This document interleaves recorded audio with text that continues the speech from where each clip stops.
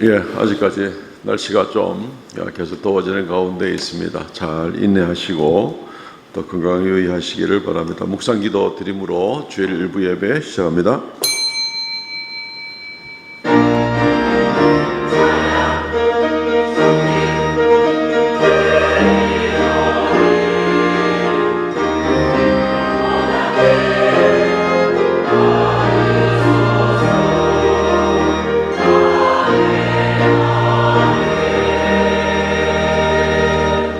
여호와께서 이르시되 가서 이 백성에게 이르기를 너희가 듣기는 들어도 깨닫지 못할 것이요 보기는 보아도 알지 못하리라 하여 이 백성의 마음을 둔하게 하며 그들의 귀가 막히고 그들의 눈이 감기게 하라. 염려하건대 그들이 눈으로 보고 귀로 듣고 마음으로 깨닫고 다시 돌아와 고침을 받을까 하노라 하시기로. 주 하나님 은혜를 감사합니다.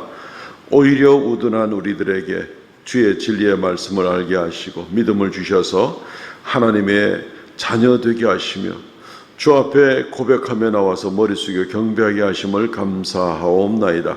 하나님, 지난 한 주간을 돌아보면서도 여전히 부족한 것 많이 있사오니 긍휼히 여겨 주시옵소서. 이 시간 엎드려 싸우니 우리의 예배를 받아주시고 하나님 아버지, 우리들에게 한량없는 은혜가 넘치게 하여 주옵소서. 우리는 주의 백성이오니 주님께 영광 돌리며 살아가는 우리가 되게 하여 주옵소서. 주께서 새로운 한 주간을 허락하시오니 또 이 한 주간 동안 주님과 동행하고 나가도록 은혜 베풀어 주시옵소서. 예배의 시종을 주 앞에 의탁하옵고 예수님 이름으로 기도하옵나이다. 아멘.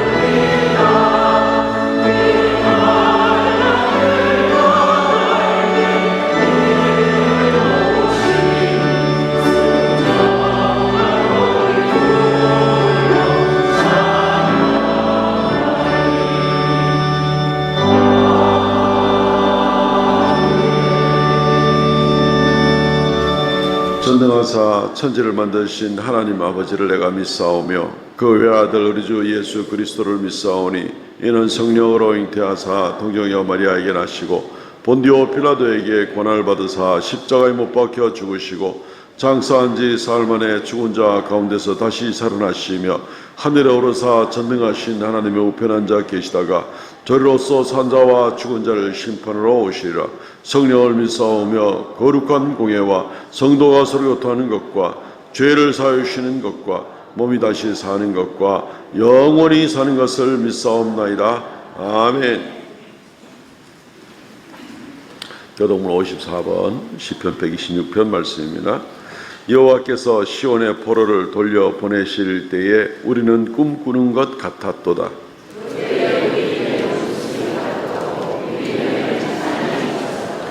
그때 문 나라에서 말하기를 여호와께서 그들을 위하여 큰 일을 행하셨다 하였도다.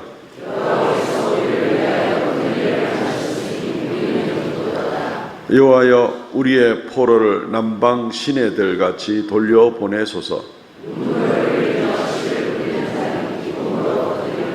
울며 씨를 뿌리러 나가는 자는 반드시 기쁨으로 그 곡식단을 가지고 돌아오리로다. 아멘.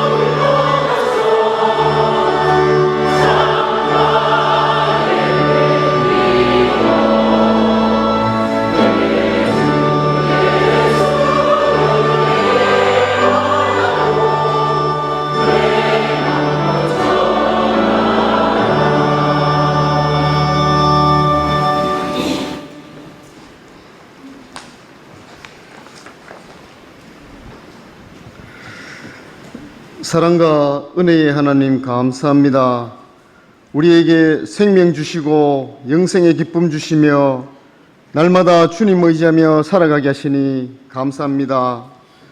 우리에겐 아무 공로 없으나 예수 그리스도의 보혈로 우리를 속량하여 주시고 자녀 삼아 주신 구원의 은혜에 진심으로 감사드립니다. 이 시간 마음과 뜻을 다하여 예배드립니다. 찬양과 영광과 존귀를 받으시옵소서. 말씀으로 은혜 받고 찬양과 기도로 우리의 영이 충만해지는 기쁨의 예배의 시간 되게 하옵소서. 온전히 영과 진리로 예배함으로 영원히 목마르지 않는 영생의 샘물로 우리를 채워 주시옵소서. 주님, 먼저 용서를 구합니다. 연약한 인생을 불쌍히 여기시옵소서. 우리의 안과 밖이 다르고 이율배반적인 모습을 불쌍히 여겨 주시옵소서. 형제와 잘 지내지 못하고 서로 업신여기며 질투하고 무시한 모든 잘못된 행실을 이 시간 회개합니다. 용서하여 주시옵소서. 주님께 사랑받기 위하여 먼저 이웃을, 형제를 사랑하는 예수님의 마음을 품는 저희들 되게 하옵소서. 예수의 생명이 우리 안에 살아 움직이는 살아있는 신앙 간직하게 하옵소서. 주님, 공동체를 위해 기도합니다. 우리 삼순교회는 예수님을 믿음으로 생활의 많은 부분에서 놀라운 증거들이 나타나는 그런 공동체 되기를 기도합니다. 예수님의 말씀을 믿고 따를 때 대화의 주제가 달라지고 생활 습관이 바뀌며 형제를 이해하고 배려하는 참된 믿음의 공동체 될 줄 믿습니다. 말씀 듣기를 즐거워하며 기도의 소리가 끊이지 않으며 찬송의 기쁨이 넘쳐나는 삼순 공동체 되게 하옵소서. 지난주는 특별 새벽 기도회가 있었습니다. 이 특별 새벽 기도를 통해 주님께 부르짖고 간구한 모든 기도의 제목들이 이루어지기를 소원합니다. 연약한 육신과 병든 몸 고쳐주시옵소서. 믿음의 가정, 화목한 가정 되게 하옵소서. 주님을 전적으로 의지하는 우리의 자녀들 되게 하옵소서. 가난해도 비굴하지 않으며 부유해도 오만하지 않는 감사의 삶 살아가게 하옵소서. 지금까지 주님 만나고 위로받는 인생으로 살아오게 하신 그 은혜에 진심으로 감사하는 삶 살아가게 하옵소서. 기도와 성령 충만의 역사가 일어나는 우리 삼순교회 되길 간절히 기도합니다. 이제 생명의 말씀을 듣습니다. 우리가 귀 기울여 말씀 들을 때에 하늘문 여시고 은혜의 말씀, 축복의 말씀 이 모든 것으로 복 내려 주시옵소서. 상한 마음에 위로 주시고 상한 몸이 치유되며 우리의 영이 새롭게 되는 온전한 말씀 듣게 하옵소서.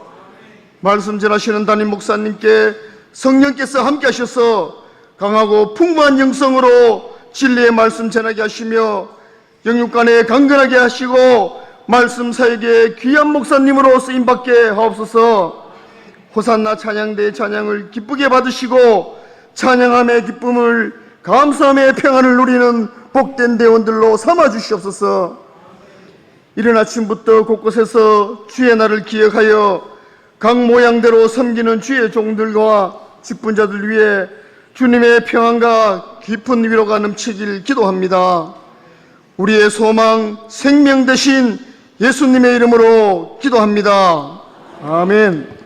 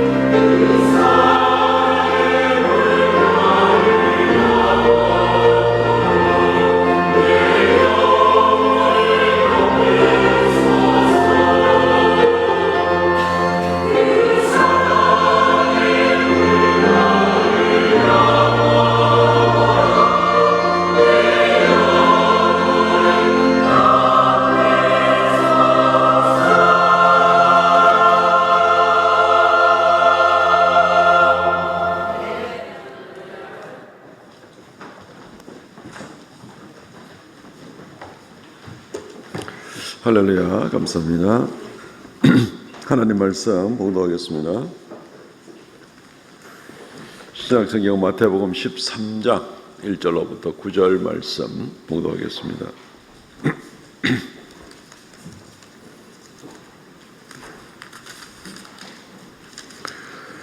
그날 예수께서 집에서 나가사 바닷가에 앉으심에 큰 무리가 그에게로 모여들거늘 예수께서 배에 올라가 앉으시고 온 무리는 해변에 서 있더니 예수께서 비유로 여러 가지를 그들에게 말씀하여 이르시되 씨를 뿌리는 자가 뿌리러 나가서 뿌릴새 더러는 길가에 떨어짐에 새들이 와서 먹어버렸고 더러는 흙이 얇은 돌밭에 떨어짐에 흙이 깊지 아니하므로 곧 싹이 나오나 해가 돋은 후에 타서 뿌리가 없으므로 말랐고 더러는 가시떨기 위에 떨어짐에 가시가 자라서 기운을 막았고 더러는 좋은 땅에 떨어짐에 어떤 것은 100배, 어떤 것은 60배, 어떤 것은 30배의 결실을 하였느니라. 귀 있는 자는 들으라 하시니라. 아멘. 오늘 말씀 중심으로 해서 천국의 비밀 1이라는 제목을 가지고 오늘 말씀을 같이 나누기를 원합니다. C.S. 루이스라는 분은 문학 비평가로 또 기독교 변증가로 나중에 회심한 다음에 기독교인이 된 다음에 기독교 변증가로 아주 활약을 많이 하셨던 분입니다. 그분의 가장 대표적인 작품이라 그러면은 아마 우리가 잘 아시는 대로 그 나니아 연대기라는 책을 아마 잘 아실 겁니다. 1950년 10월 달에 출판한 이후로 한 8천만 부 정도가 팔렸던 세계적인 대베스트셀러였습니다. 우리나라에도 한 2005년인가에 번역이 되어서 많은 사람들에게 읽혀졌습니다. 그 책에 보면은 처음 시작할 때 아이들이 나옵니다. 내 형제가 나오는데 2차 세계대전 때 굉장히 힘든 그런 환경에 피난 갔다가 그 피난간 집에서 숨바꼭질을 하고 그러다가 어느 장롱의 문을 열고 이제 들어가 숨었는데 거기가 좀 이렇게 찬바람이 불고 이래서 이상해서 한 걸음씩 따라가다 보니까 그 장롱 안쪽으로가 열려진 그 길이 새로운 신비의 그 판타지의 나라가 다시 열리게 되어서 아주 거기서 굉장한 일들이 벌어지고 있는 신비한 일들이 많이 벌어지는 이제 그런 내용을 다루고 있는 내용입니다. 굉장히 기독교적인 내용을 많이 담고 있는데 그 나니아라는 나라에서의 그 왕이 사자왕인데 이 사자가 이제 아슬란이라는 이름을 가진 사자왕이 있습니다. 이 사자왕이 자기를 희생하고 죽고 다시 또 부활하고 막 이런 장면까지 나와서 기독교의 스토리를 아이들에 맞게 굉장히 신비한 나라로서 이렇게 묘사를 하면서 표현하는 이제 그런 모습 같습니다. 우리 천국이 무슨 나니아라는 그런 나라가 되지는 않죠. 그거는 이제 환상이고 소설이고 환상 가운데에 이제 가상의 어떤 그런 걸 만들어낸 것이고 우리가 말하는 천국은 성경에서 말하고 있는 천국은 실제적으로 존재하는 하나님의 나라가 바로 천국이기 때문에 나니아가 이런 천국이고 그런 것은 결코 아닙니다만은 비슷한 맥락이 좀 많이 있습니다. 비슷한 맥락이 그 옷장문을 열고 들어가면서 새로운 세계를 맞이하는 그런 장면이 마치 아이들이 그 환상의 세계가 있다고 믿고 그 안에 들어가면 바로 그 환상의 세계를 만날 수 있는 것과도 같이 우리 그리스도인들이 이 땅에 지금 살고 있지만 이 땅에서부터 벌써 하나님의 나라를 체험하고 천국을 체험하고 살아갈 수가 있는데 이 똑같은 공간인 것 같아도 그 안에 살고 있는 사람과 그렇지 못한 사람의 차이가 있는 것이죠. 그리고 그 신비하고 놀라운 비밀의 천국의 비밀의 세계에 들어가는 그 문은 바로 믿음이라는 바로 그 문이 바로 우리 기독교에서 천국으로 들어가는 문이 되겠죠.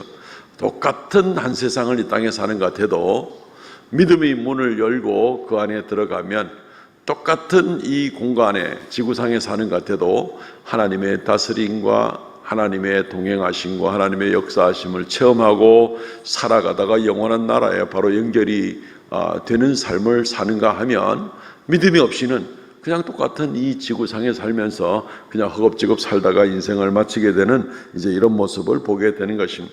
이 천국은 신비하기도 하고 천국은 비밀이 있는 곳이고 또 비밀의 문으로 해서 들어갈 수가 있는 바로 이제 그런 모습을 생각해 볼 수가 있습니다. 믿음이 없이는 이 땅에 똑같이 살아도 볼 수도 없고 체험할 수도 없는, 그것이 바로 이 천국이라는 것을 생각해 보게 될 때에, 천국은 비밀의 문이 있고 또 천국의 비밀을 아는 자가 그것을 누릴 수 있는 것이다 라는 것을 우리가 볼 수 있습니다.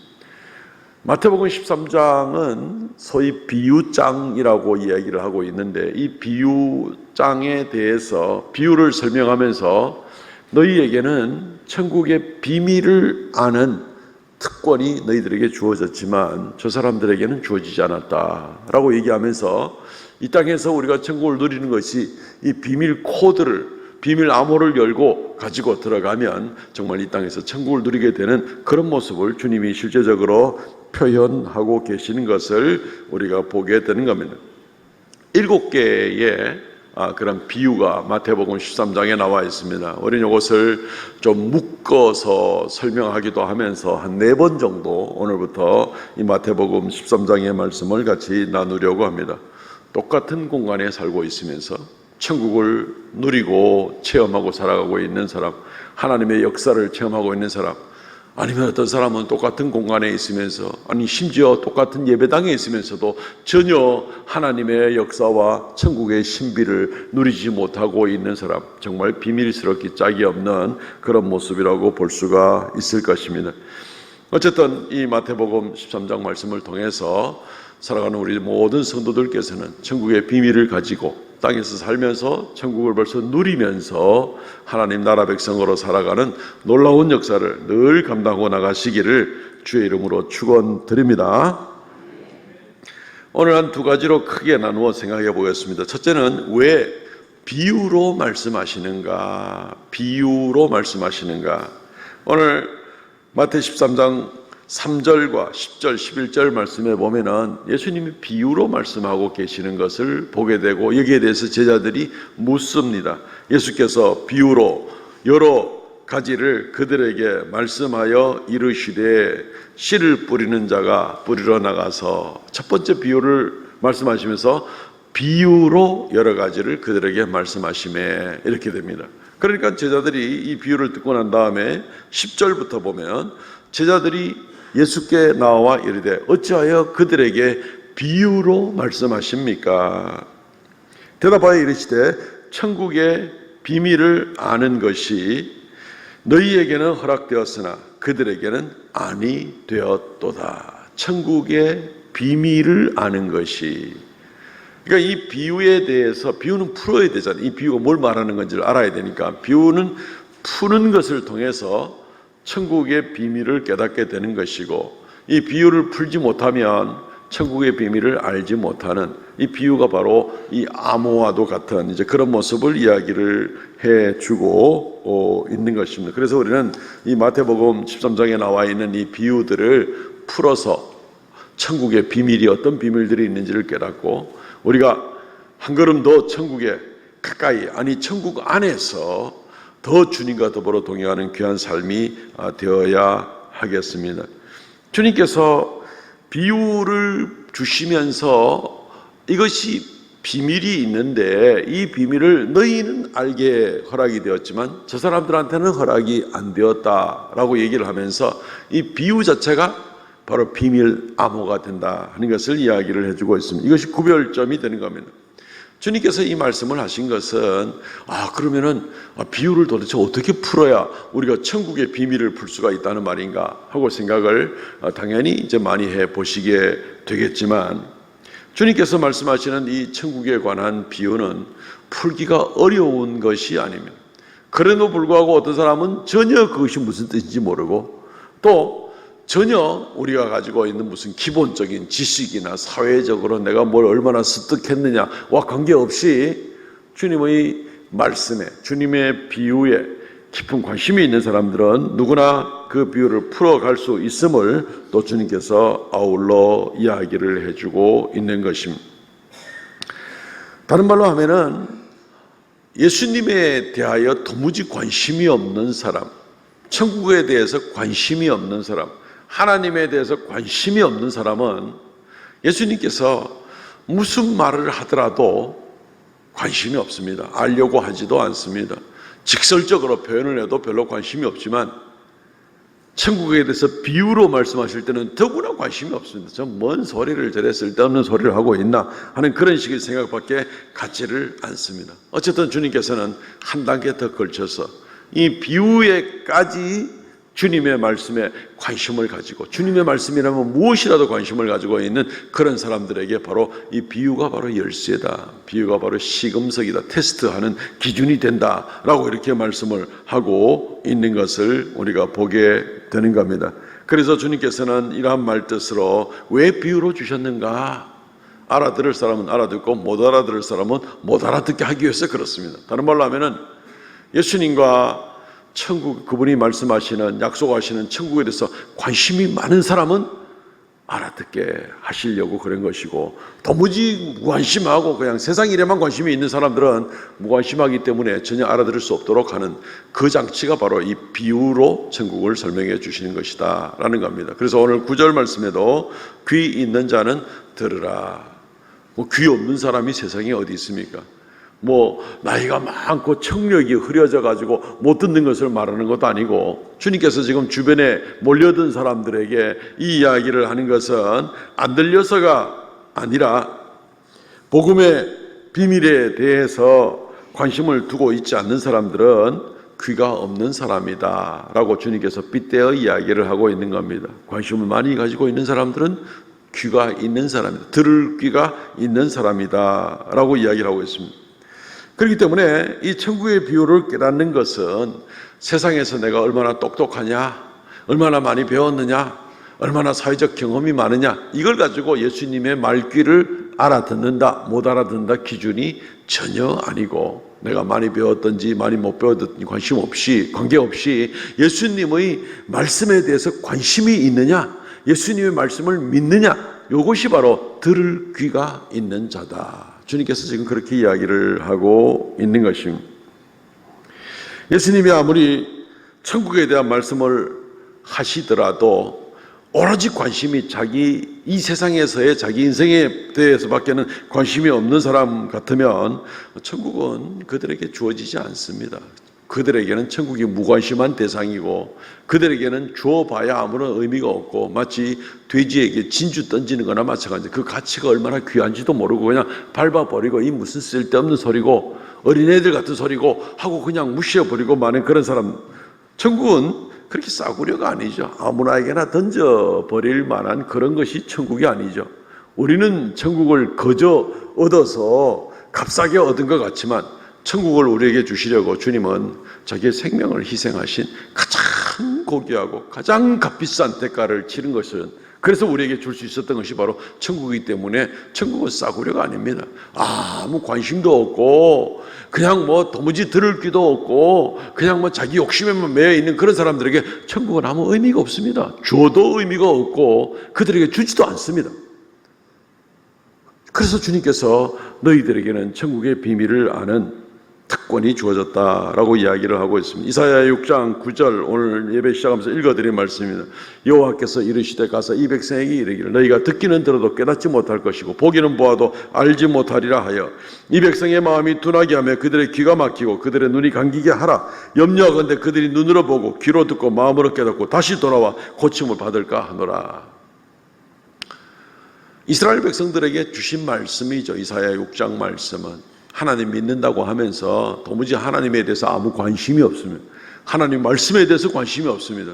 그러니까 저들에게는 말씀을 들려주어도 듣지도 않고, 저들은 어떤 선지자가 형상이나 특별한 무슨 퍼포먼스를 통해서 말씀을 보여줘도 도무지 보지도 못하는 것이고, 저 사람들은 보지도 못하고 깨닫지도 못하고 듣지도 못하는 사람들이다. 하나님 믿는다고 하는 이스라엘 백성들인데도 말이죠.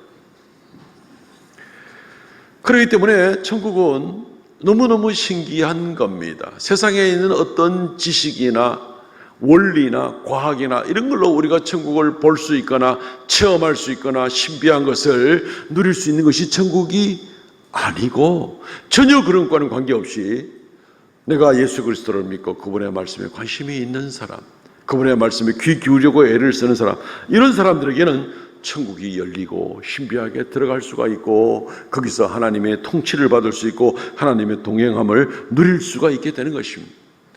우리가 지지난주에도 계속해서 매주마다 거의 한 번씩 듣게 되는 천국은 침노하는 자들의 것이다. 하나님을 사모하고 열정적으로 하나님의 은혜를 사모하고 달려가는 자들에게 세례 요한의 때부터 천국은 얼마든지 넓게 열려서 천국을 누릴 수가 있고 하는 이 말씀을 주님께서 하시는 것을 우리가 계속 살펴보고 있습니다. 반대로 천국에 대해서 도무지 관심이 없는 사람은 천국 문을 두드릴 일도 없습니다. 예수 그리스도에게 물을 일도 없습니다. 그분에게 관심을 가질 일도 없는 것입니다. 그러므로 사랑하는 성도 여러분, 오늘부터 더욱 마음 문을 열고 천국을 사모하시기 바랍니다. 그러면 천국은 우리에게 열리게 될 것이고, 우리는 그 안에서 신비한 많은 놀라운 세계를, 지금도 이 세상에서 다스리고 계시는 하나님의 신비하고 놀라운 능력의 역사를 체험하면서 남이 알지 못하고 듣지 못하고 깨닫지 못하고 누리지 못하는 그러한 하나님 나라의 세계를 우리가 맛보고 살아갈 수가 있게 되는 것입니다. 이게 놀라운 삶인 것이죠. 그래서 주님이 왜 비유를 주셨는가, 우리를 딱 그걸로 시금석을 삼아서 우리를 판단하시기 위한 것입니다. 우리한테 달린 겁니다. 천국 안에서 살고 하나님의 다스림을 받고 싶습니까? 주님께 많은 관심을 가지십시오. 주님께 도무지 관심이 없습니까? 천국은 열려지지 않을 겁니다. 아무것도 누리지 못할 겁니다. 첫 번째 비유부터 봅니다. 두 번째, 씨 뿌리는 비유입니다. 예수님께서 7개의 비유를 주신 것 가운데 제일 첫 번째 비유가 바로 이 씨 뿌리는 비유입니다. 많이들 들어보신 그런 이 비유에 관한 설교이시겠는데, 이 씨 뿌리는 비유에는 잘 아시듯이 4가지 종류의 밭이 나오죠. 스크린에 나온 것처럼 길가밭, 돌짝밭, 가시떨기밭, 좋은 밭이 나옵니다. 이 씨 뿌리는 비유에 뿌려지는 씨앗은 다 똑같은 씨앗이 뿌려지고 있습니다. 그리고 이 뿌리는 씨앗은 이 마태 13장 좀 뒷부분에 나가서 설명을 주님께서 직접 해주시는데, 이것은 생명의 말씀이다. 그 안에 아주 생명의 유전자가 탁 박혀있는 생명의 말씀이 바로 이 씨앗이다 라고 얘기를 하고 있습니다. 그 씨 뿌리는 자도 똑같은 분입니다. 말씀을 전하는 자, 또는 하나님이 되실 수도 있고 천사들이 될 수도 있고, 어쨌든 말씀이 증거될 때의 이 역사, 근본적으로 말씀이 하나님께로부터 나왔으니까 하나님이 그 씨앗을, 말씀의 씨를 주시는 분이라 생각하시면 되겠죠.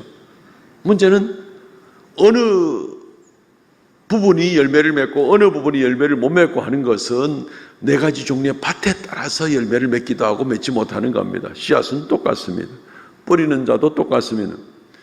밭에 따라서 열매가 맺어지고 못 맺어지고 하는 그런 차이가 나게 되는 겁니다. 그렇기 때문에 우리는 다시 한번 우리가 이 질문을 바꾸어서 생각해 볼 때, 내가 나의 마음밭이 이게 문제인데 나의 마음밭은 어떤 종류인가? 내가 길가밭인가? 돌짝밭인가? 내 마음밭은 가시덤불밭인가? 아니면 좋은 밭인가? 그건 나도 잘 모르겠는데요 하고 이야기하실 수도, 왔다 갔다 해요 하실 수도 있을 수 있습니다. 거꾸로 이렇게 질문을 하면 좀 더 판단이 좀 쉬워질 수가 있을 겁니다. 하나님께서 우리 안에 들어와서 우리의 인생 가운데에서 역사하시고 기도에 응답하시고 나를 직접적으로 주관하시고 다스리는 그런 삶을 지금 매일 누리고 살고 있습니까? 아니면 전혀 그것을 누리지 못하고 살고 있습니까? 바로 거기에 따라서 내가 어떤 밭인가가 판단되어지기 때문에 이 문제는 그렇게 애매모호한 그런 일이 아닌 것입니다. 길가밭에 어떤 밭입니까? 마태복음 13장 4절과 19절 말씀에 보면은 주님이 비유로 설명하고 비유에 대한 설명도 해주시고 합니다. 뿌릴새 덜어는 길가에 떨어짐에 새들이 와서 먹어버렸고, 아무나 천국 말씀을 듣고 깨닫지 못할 때 악한 자가 와서 그 마음에 뿌려진 것을 빼앗나니 이는 곧 길가에 뿌려진 자요 라고 이야기를 하고 있습니다. 길가밭은 말 그대로 길에 있는 밭이다, 길 바로 옆에 붙어있는 밭이다 라는 건 마찬가지입니다. 사람들이 하도 빨고 다니니까 그 밭이 딱딱해져 가지고 표면이 길하고 거의 비슷한 것이죠. 예. 그러니까 씨앗이 떨어져도 그 딱딱한 표면을 뚫고 들어갈 수가 없습니다. 씨앗은 생명력이 넘치는 주님의 생명의 약속의 말씀인데도 불구하고 그 마음밭이 너무 딱딱하고 길가밭과 같은 그런 입장에서 도무지 마음을 뚫고 들어가지를 못하는 이제 그런 모습을 보게 되는 겁니다. 마음을 열지를 않는 겁니다. 하나님 말씀에 대해서 관심이 없는 겁니다. 들어도 저거는 그냥 다 너무의 소리지, 교회 가면 의뢰하는 소리지, 이런 생각을 가지면서 말씀에 도무지 귀를 기울이지 않는 그런 마음밭이 길가밭입니다. 예배가 마치고 나고 집에 돌아가더라도 뭔 소리를 들은지 하나도 기억도 못하고 한 주일이 지나가도 아무 말씀에 대해 생각도 없고 되새겨볼 일도 없고 그 말씀이 어떤 은혜를 담고 있는지 어떤 열매를 가지고 있는지 아무 관심도 없고 길가밭입니다. 말씀이 조금도 가슴 속에 뚫고 들어오지는 못하는 이제 그런 모습을 보게 되는 겁니다. 길가밭은 결국은 새가 지나가다가 그 씨앗을 주워 먹을 수밖에 없는 것처럼, 그래서 더 이상 그 씨가 길가밭에는 존재할 수가 없는 것처럼 하나님 말씀에 대해서 도무지 이렇게 무관심한 그런 모습에 있을 때에는 결국 그냥 말씀이 여전히 내 주변을 맴돌고 있는 것이 아니라 다른 일들 때문에 너무 바빠서 그런지 어떤지 몰라도 결국 그 말씀이 완전히 사라지고 맙니다. 언제 들었더냐, 언제 그런 말씀이 있었더냐 하는 그런 식의 생각을 가질 수밖에 없는 것을 보게 되는 것입니다. 말씀을 읽을 때나 또는 심지어 설교 말씀을 들을 때도 마음이 콩밭에 가 있는 사람들이 얼마든지 있습니다. 관심이 없는 겁니다. 몸은 여기 와 있는데 영혼은 딴 데 가 있는 이제 이런 모습도 생각해 볼 수가 있습니다. 그 말씀 가운데 하나님의 약속과 축복을 담아서 전해주려고 하는데도 관심이 없는 겁니다. 그런데 은혜는 사모한다라고 말을 할 때가 있습니다. 그런데 은혜라는 것이 어떻게 주어집니까? 은혜는 하나님 말씀으로 말미암아서 은혜가 주어지는 겁니다. 말씀이 은혜의 방편 아닙니까? 은혜의 방편은 우리 웨스트민스터 신앙 고백을 통해서 보더라도 은혜의 방편은 말씀과 성례입니다. 설교의 말씀과 그리고 성례식을 향해서 성찬과 세례를 통해서 은혜가 주어지는 방편이라고 하는데, 이 말씀이 우리에게 은혜의 방편인데 말씀이 우리 속에 들어와서 뿌리를 내리고 열매를 맺어야 이게 은혜가 되는데 말씀 자체를 거부를 해버리고 뭐 들은 척도 안 하고 관심도 없고 이런데 은혜가 내려질 수가 없는 겁니다. 1년 몇 10년을 교회 다닌다 하더라도 은혜와는 아무 관계가 없는 것이죠. 은혜는 그렇게 저절로 주어지는 게 아닙니다. 가만히 하늘 보고 쳐다보고 입 벌리고 있다고 은혜가 떨어지는 게 아닙니다. 은혜는 말씀을 통해서 우리에게 주어지는 것이 은혜입니다. 말씀을 받아 먹으려고 말씀을 사모하는 마음으로 마음을 열지 않으면 결국 은혜가 들어올래야 들어올 방법이 없다는 겁니다. 그러다가 악한 마귀가 와서 우리 마음을 한번 휘잡아 버리면은 뭐 말씀은 아무 소용없고 온 세상에 이리저리 끌려다닐 수밖에 없는 그런 모습이 되게 됩니다. 하나님의 언약도 나와는 관계가 없고 하나님의 약속한 천국도 관계가 없고 하나님의 동행하심과 이루 말할 수 있는 풍성한 은혜의 삶이 나하고는 아무 관계가 없습니다. 말씀을 받아들이고 있지 않기 때문에 그렇습니다. 말씀에 관심이 없기 때문에 그렇습니다.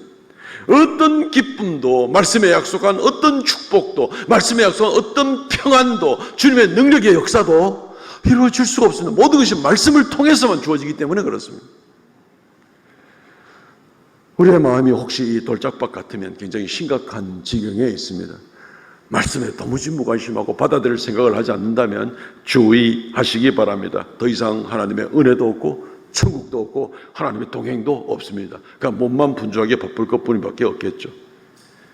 하나님의 말씀보다는 심지어 예배 시간에까지 휴대폰에 매여 있고 딴 생각에 매여 있고 말씀을 믿지 않는 불신에 매여 있고 의심에 매여 있고 세상의 욕심에 매여 있고 쇼핑에만 관심이 많고 인기에만 관심이 많고 이런 모습으로 그냥 마음이 딴 데가 있고 말씀을 완전히 그냥 차단시켜 버리면 은혜는 없습니다. 언약도 없습니다. 천국도 없습니다. 하나님의 동행도 없습니다. 그냥 껍데기만 가지고 살아가는 그런 인생이 될 수밖에 없겠죠. 두 번째 마음밭은 돌짝밭입니다. 마찬가지로 5절과 6절의 비유를 말씀해 주고 있고 20절과 21절 말씀이 주님이 직접 설명을 해주고 있습니다. 이 비유는 아주 쉽습니다. 주님이 직접 설명해 주고 있거든요. 들으는 흙이 얇은 돌밭에 떨어짐에 흙이 깊지 아니하므로 곧 싹이 나오나 해가 돋은 후에 타서 뿌리가 없어짐으로 말랐고, 이 돌짝밭에 떨어진 씨앗, 바로 그 돌짝밭에서는 어떤 일이 나게 될 것인가? 20절 말씀에 돌밭에 뿌려졌다는 것은 말씀을 듣고 즉시 기쁨으로 받되 그 속에 뿌리가 없어서 잠시 견디다가 말씀으로 말미암아 환난이나 박해가 일어날 때 곧 넘어지는 자요. 그렇게 설명을 해주고 있습니다. 돌짝밭이라는 것은 말 그대로 흙이 깊지 않습니다. 정확히 말하면 위에는 좀 보드라운 흙이 있는데 밑에는, 이 보드라운 흙 밑에는 단단한 돌이 쫙 깔려 있는 그런 밭을 이 돌짝밭이라고 이야기를 하고 있습니다. 처음에 말씀을 들을 때 그래 맞아, 저 말씀 참 은혜가 돼, 참 축복의 말씀이 되네, 나도 좀 적용을 해봐야 되겠어 하는 그런 마음을 가지고 말씀을 달게 받는다, 기쁨을 얻는다라고 이야기를 하고 있습니다. 그런데 내 마음 한쪽 구석에 조금 들어가다 보니까 단단한 안반이 나오는 겁니다. 더 이상은 못 들어간다는 겁니다. 더 이상은 못 들어간다는 겁니다. 처음에는 부드러운 흙이라서 뿌리가 내려가지고 이런 생명의 은혜의 말씀이 있구나, 얼마나 감사한지 모르겠다 하다가 이 말씀의 뿌리가 점점 내려와가지고 나의 숨겨진 부분까지 터치를 하게 되고 나의 죄악된 부분을 터치를 하게 되고 이럴 때 그때 마음이 단단해진 이 안반에 부딪히면서 오케이, 거기까지, 요까이 거기까지, 더 이상 못 들어간다.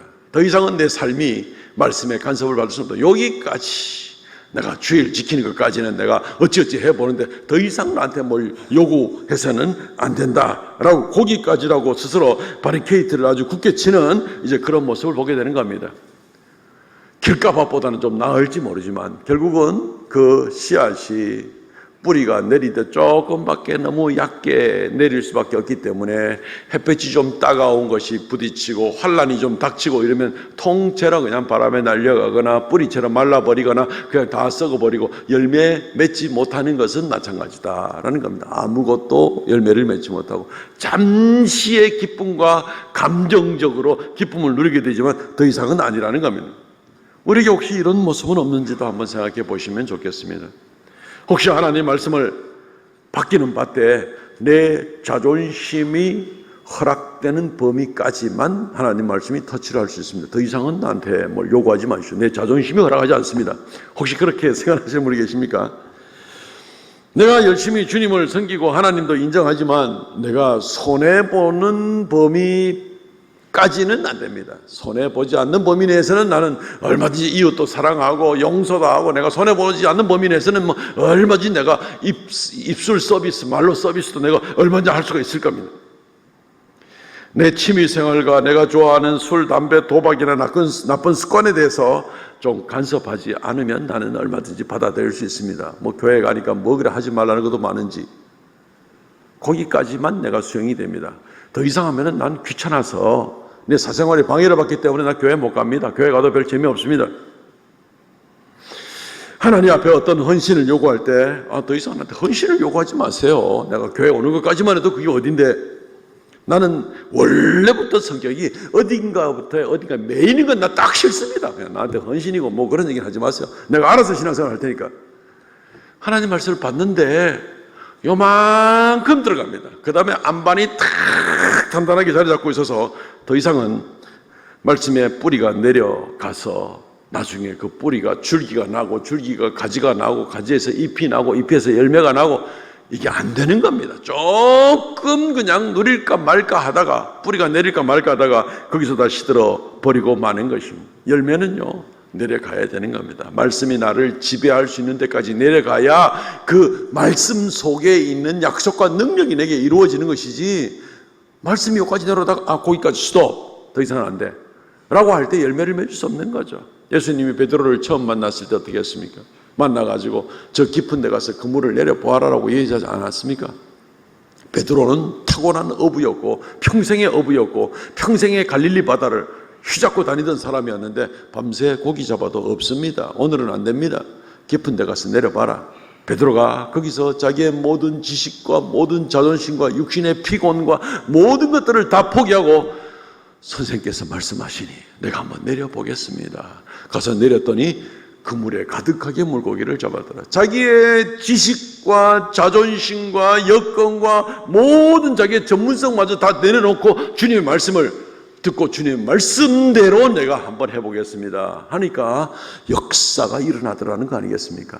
안반을 치워야 됩니다. 우리가 1m나 50cm 땅 파가지고 거기서 맑은 샘물의 물을 먹을 수 있습니까?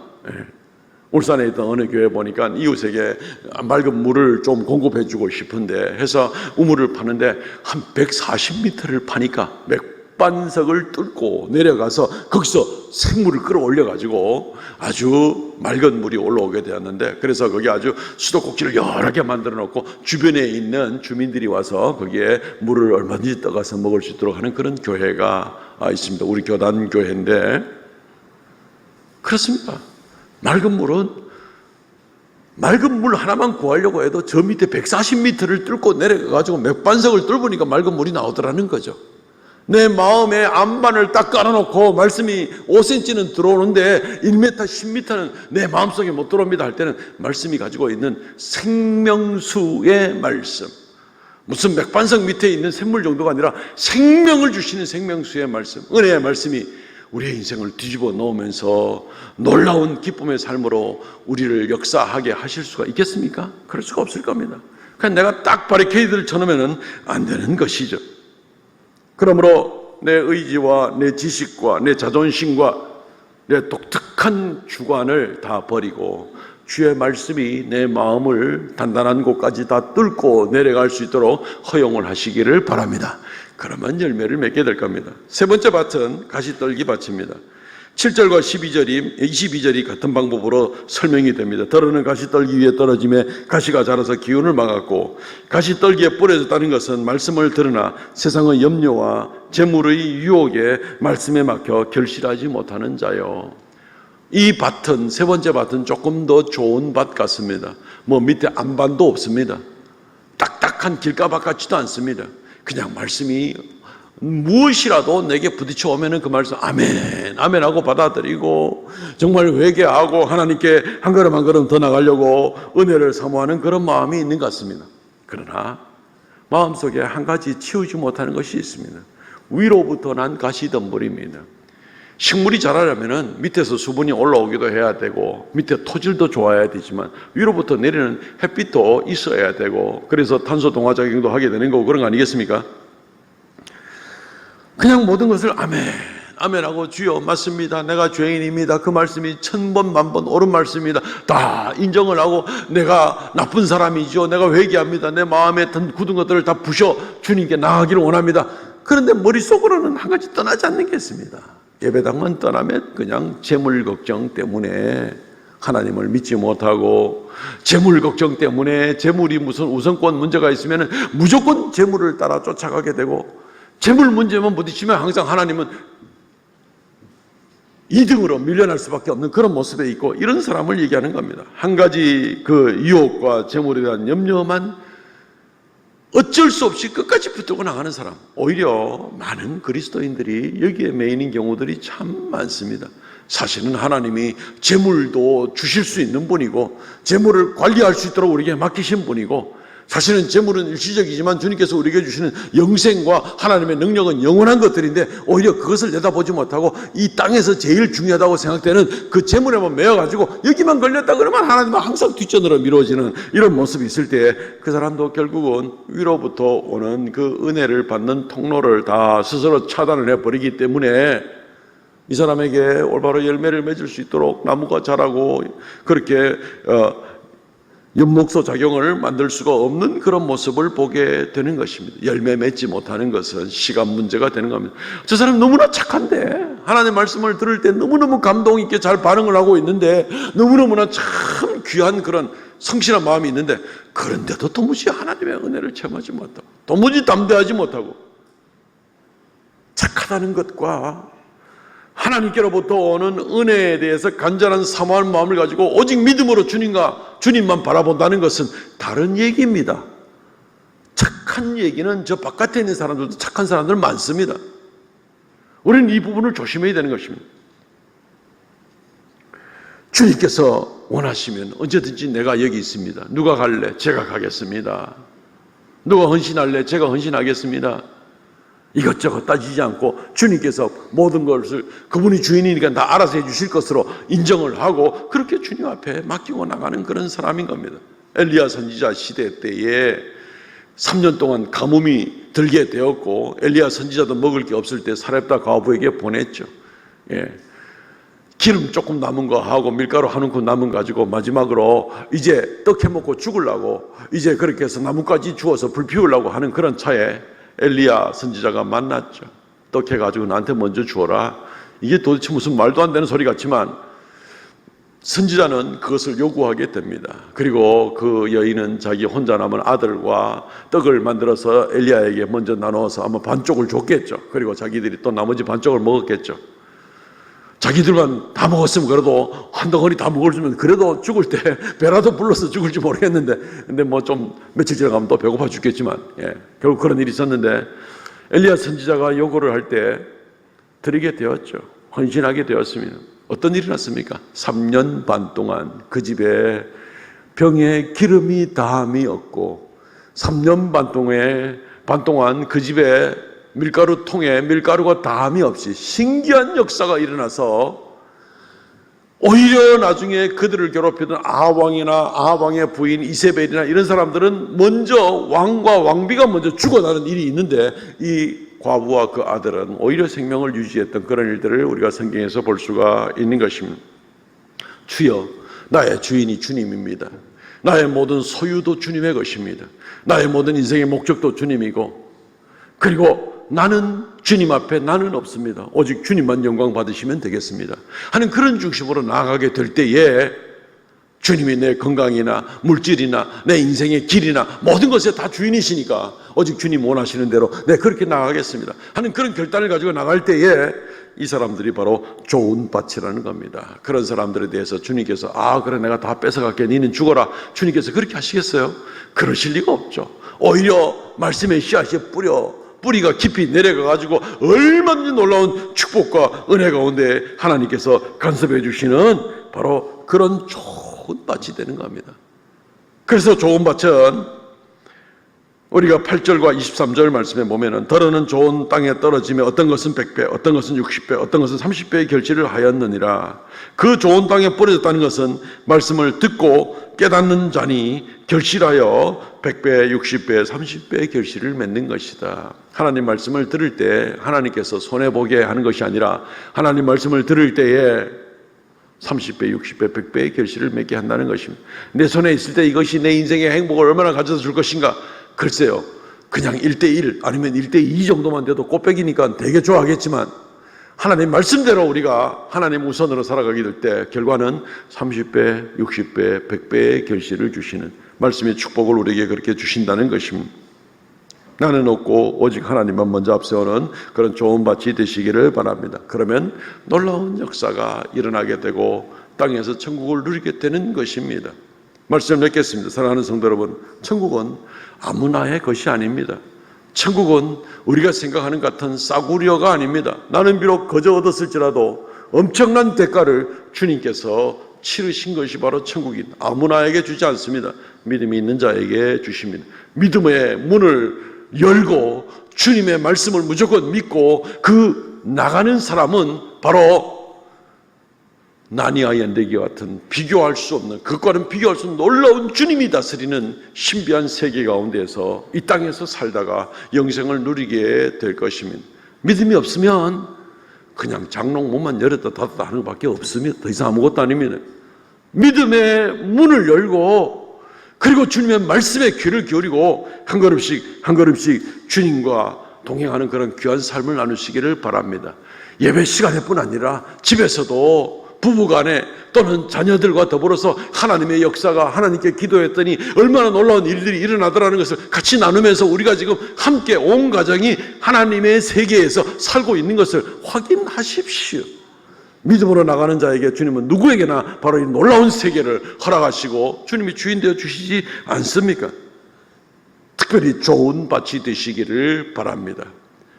좋은 밭은 말씀의 뿌리가 어디까지 내려오는 것이니 그 말씀이 나의 감추고 싶은 것, 나의 아픈 부분까지 터치한다 하더라도 주여 말씀하옵소서. 내가 듣겠나이다 라고 고백을 하면서 주님께 나오는 그런 좋은 밭이 되십시오. 그러면 놀라운 역사가 일어나게 되는 겁니다.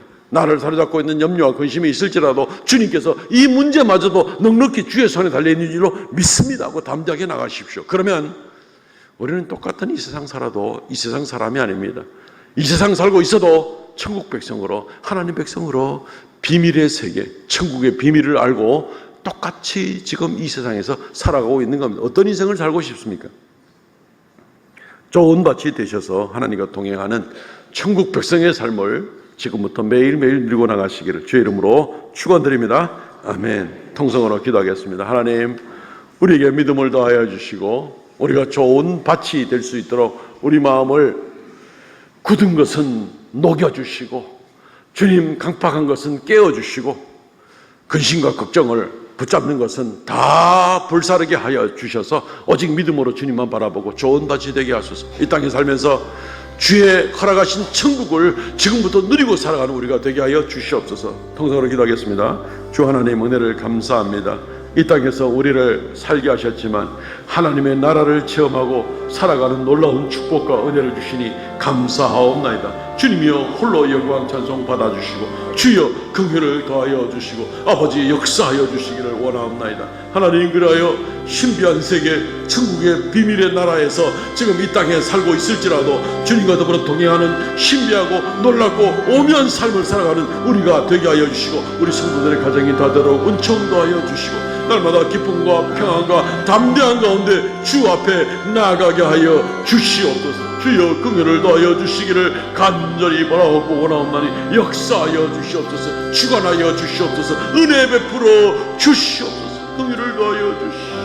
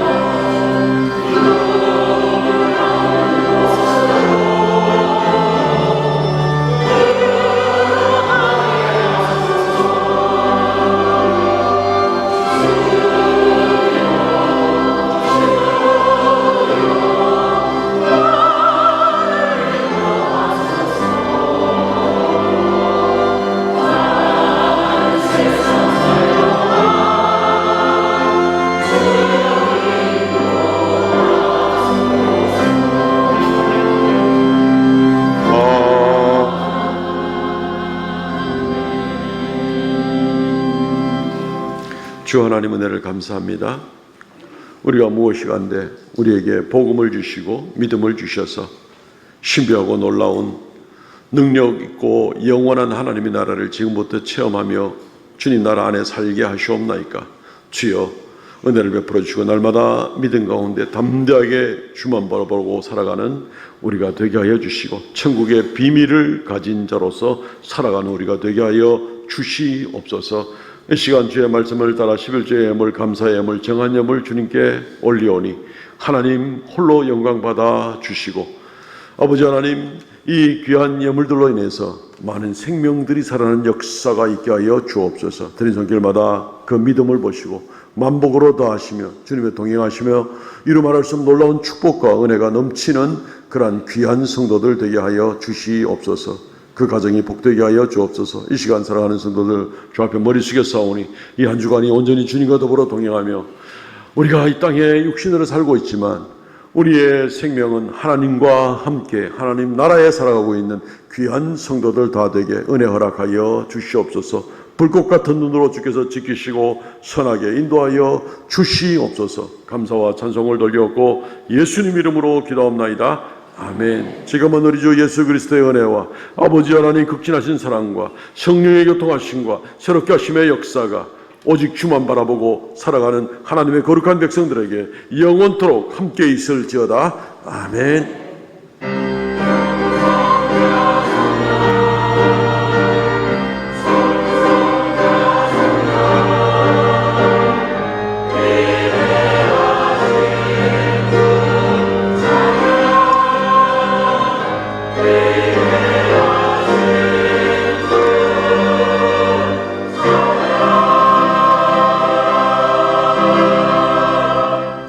아멘. 예배를 마쳤습니다. 성도의 교제 시간입니다. 오늘 인사 나누실 때 천국의 비밀이 있습니다. 인사 나누시기 바랍니다. 예, 천국의 비밀이 있습니다. 내게 천국의 비밀이 있습니다. 이렇게 인사하시면 되겠습니다. 다 끝났어요, 인사 벌써? 예, 주보 광고를 잠재해 주시고요. 이번 주 읽을 말씀 열왕기서입니다. 2부 예배 때는 우리 중고등부 또 청년과 함께하는 온세대 예배로 드립니다. 오늘 또 2부 예배 후에는 지난 한 주간 하나님 나라 다음 세대 장학금을 걸고 또 특세를 했는데 우리 교회 학교 학생들에게 우리 2부 예배 후에 장학금 수여하는 시간을 갖습니다. 오늘 오후는 소그룹으로 모이는 시간입니다. 정한 시간에 모여주시기를 바랍니다. 정기당회 오늘 있겠고요. 다음 주일 오후 예배는 6여전대 헌신 예배로 드리고 또 그 이후에 바로 이어서 또 3, 4분기 정기 재직회가 있겠습니다. 예, 오늘 성경헌금 드리는 주일입니다. 잘 준비해서 드리시기 바랍니다. 성령 집회 금요일 봉사는 3남전도입니다. 오늘 점심식사는 안민수 은퇴장로님, 최근옥 은퇴원사님 가정에서 섬깁니다. 감사를 드립니다. 예, 9월부터 시작되는 모든 하반기 교회 활동에 적극 참여해 주시기를 바랍니다. 예배는 물론이지만 각종 기도회, 또 전도대, 또 여러 봉사, 또 제자훈련, 또 소그룹 모임 다 열심을 내주시고 또 하반기에는 우리가 행복축제 전도잔치도 있고 이러니까 더 열심을 좀 내주시기를 바랍니다. 여름에 한 두 달 동안 날씨가 너무 덥고 이러니까 조금 모임도 조금 처지는 그런 느낌이 있거든요. 그래서 9월부터는 다시 한번 우리가 힘있게 일어날 수 있기를 바랍니다. 성경 완독자들 김원희 권사님, 장금남 권사님 수고하셨습니다. 일어나셔서 폐회성 부르고 마칩니다.